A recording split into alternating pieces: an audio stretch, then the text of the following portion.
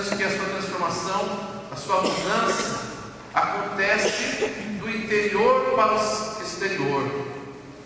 Porque Pedro, em todos os momentos, dando cabeçadas ou não, ele foi crescendo junto com Jesus, no seu seguimento. E é interessante que no Evangelho de hoje, em Mateus, Jesus pergunta para os seus discípulos duas questões. A primeira, ele pergunta: o que as pessoas dizem dizem de mim, falam de mim? Alguém poderia perguntar para vocês, na porta da igreja, em outros lugares: quem é esse Jesus que você segue? Ou vocês ouviram de outras pessoas sobre Jesus de várias formas. Mas aqui a questão principal que Jesus apresenta para os seus discípulos é muito importante.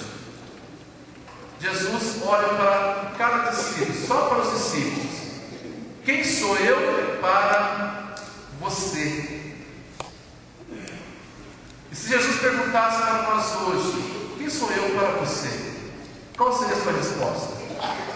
Teríamos várias respostas, não é verdade? Mas é interessante que no Evangelho, assim eu imagino na minha reflexão, de quando Jesus pergunta para os seus discípulos, o coração dos discípulos bate forte. O silêncio para naquele momento. E Jesus poderia pensar assim: será que é o João, o discípulo amado, que vai responder certinho? Tomé? Mateus?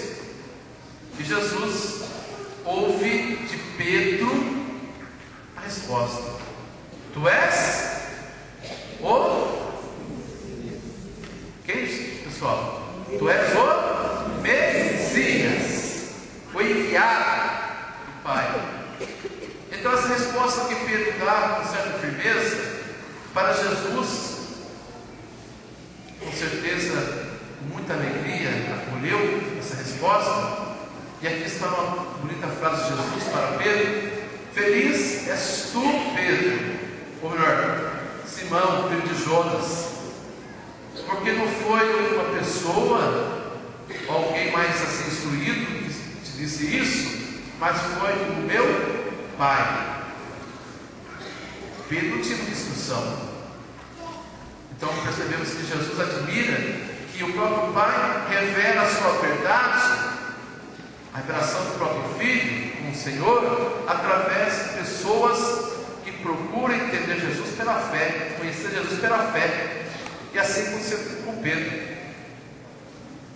Deus revela a Pedro, uma pessoa limitada intelectualmente, psicológico, para dizer: eu sou o Senhor, eu sou o Messias.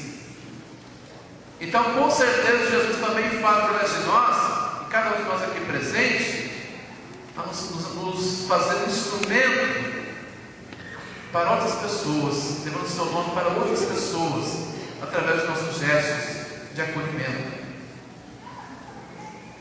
Também, Jesus, no outro momento da vida de Pedro, ele perguntou uma pergunta muito importante. Aqui foi após a missão que eles realizaram. Em João capítulo 21, quando Jesus ressuscitado aparece para os discípulos, e quando os discípulos, também com Pedro, voltam para a Galileia, para a pescaria, para uma vida, a vocação inicial, eles estão no alto mar. Jesus aparece lá no outro lado da margem e pergunta: vocês têm algo para comer? E João, o discípulo amado, diz: é o Senhor. Então eles vão em encontro de Jesus.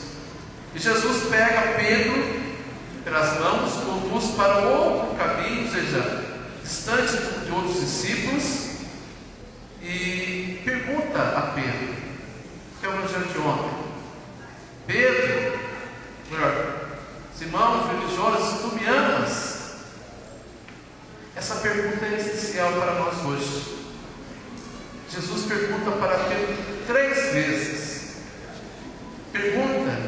Essa pergunta que toca o coração de Pedro. E Pedro responde com seus limites humanos.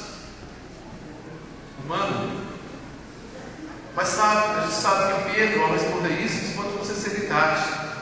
E Jesus, ao perguntar a Pedro isso 3 vezes, e Pedro responde pela 3ª vez com tristeza, entre aspas, porque Pedro reconhece no seu limite que não pode amar a Deus na mesma proporção, porque o amor de Deus, o próprio Deus que é amor, é infinito, é eterno. Então aqui está, vamos dizer assim, esse encontro de Jesus, esse acolhimento de Jesus para com Pedro.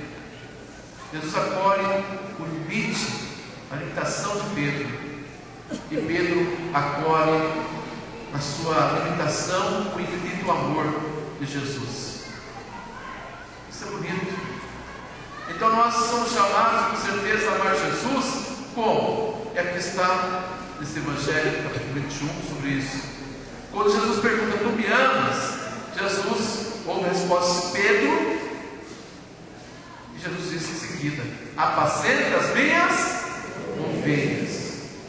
Então o amor, nosso amor, o amor humano, o amor verdadeiro, o amor com limite, mas que se transcende uma relação com o amor com Jesus, se faz um pastoreio.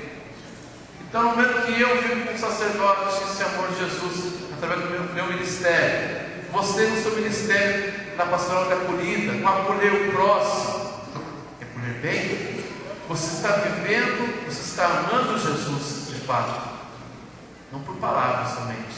Isso é pouco. É amar com atitude, é amar com todo o coração, é orar para o seu irmão que está entrando na comunidade. Às vezes o irmão que você conhece bem a história, mas é seu irmão, e acolhê-lo bem. Assim você está amando Jesus, não com palavras, é com atitudes. Com o apóstolo Paulo, outra pessoa que foi acolhida por Jesus, porque inicialmente Paulo ele não acolheu bem Jesus. Paulo ele era perseguidor. Paulo ele vivia a sua religião judaica com dignidade, consciente que era certo aquele caminho. Mas quando ele faz uma experiência profunda de Jesus no caminho de Damasco, ou seja, uma luz aparece sobre ele, e Jesus me pergunta: Paulo, ou Saulo, que Paulo é um nome romano, ele tinha, vamos dizer assim, passaporte, né? Romano, dentro do contexto da sua família, que conseguiu isso. E Saulo, por ser um judeu, ele recebe uma pergunta de Jesus: por que me persegues? Por que me persegues? Por que nós perseguimos Jesus? Aqui no bom sentido. Porque nós sempre vemos atrás de Jesus na comunidade, na Eucaristia, através da palavra, através da comunidade cristã que se reúne. Então, quando Paulo faz a experiência do encontro com Jesus, do acolhimento de Jesus, a sua vida se transforma, se transfigura, se posso dizer. Ele agora assume a missão de anunciar Jesus. E assim diz na leitura de ontem, que ele recebeu essa graça da revelação do Filho de Deus, não pelas pessoas, mas pela própria graça recebida do próprio Filho, Jesus. Ou seja, o que ele recebeu dessa revelação vem do Pai. E essa revelação para nós é claro que é Jesus. E hoje ele diz na liturgia, nessa leitura que nós acabamos de escutar, depois de sofrer por causa de Cristo, de procurar acolher as pessoas bem, de anunciar o Evangelho e de não ser bem acolhido, porque quando ele entrava numa comunidade, numa cidade pagã, para anunciar a palavra de Deus, para anunciar o Evangelho, E a princípio ele nunca foi bem acolhido, mas ele sempre levava a palavra de Deus, mesmo que apanhasse, mesmo que podia perder a própria vida, mas sempre levava a palavra de Deus.